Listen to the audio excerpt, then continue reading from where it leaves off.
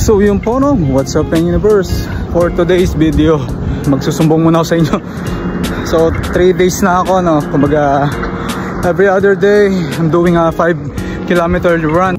My hands steady, I feel ready, but my legs heavy, I don't get it. How come I haven't hit it already? Still working, I'm still learning, I'm still searching. So this is my 3rd day. Ngayon, pangatlong araw is mas mahirap, no?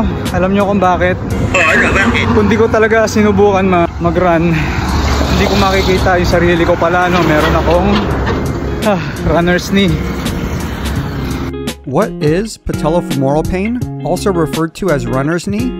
Patello refers to your patella or kneecap, while femoral refers to your femur or thigh bone. The patellofemoral joint is where these two bones meet.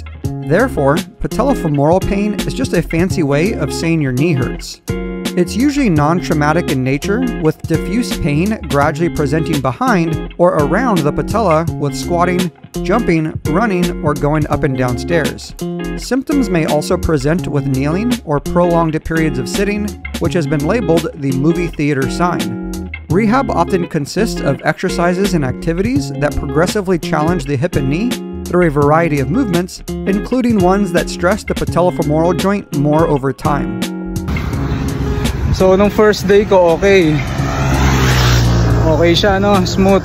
Pero pag tumatagal yung run, habang tumatagal, nararamdaman ko na siya, no, sumasakit sa may knee, sa labas, sa outer side, no, sa outer layer.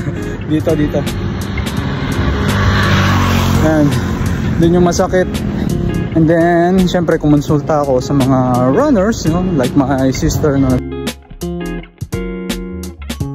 tanong ako at naranasan niya rin yun.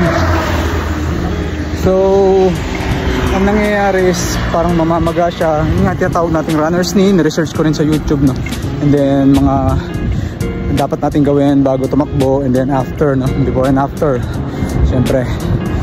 Kaya yun, kung hindi ako tumakbo, no, hindi ko malalaman na may ganito pala akong nararamdaman.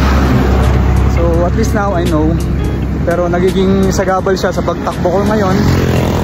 Papatuloy ko lang yung pagtakbo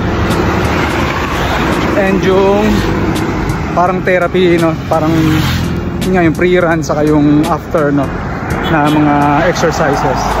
At yun, kung hindi kayo magta-try ng mga bagong hobby, no, hindi nyo malalaman, no, kung kaya nyo pala or kung pala kayo mag-excel or meron pala kayong nararamdaman, no, kung hindi nyo susubukan yung hobby na yun, no. At syempre kung di mo mararamdaman, paano mo susolusyonan, no? At yun, so for now, yung tuhod ko,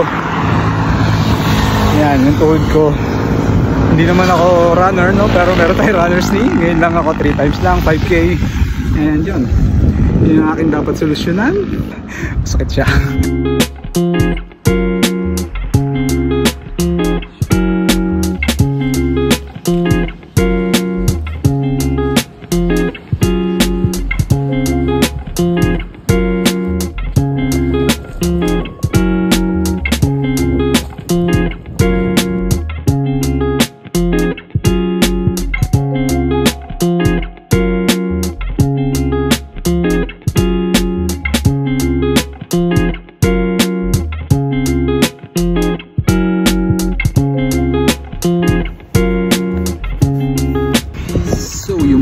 For today's video, uwi na.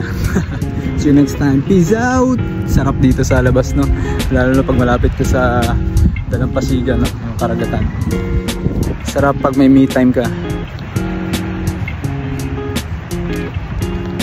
Bye bye.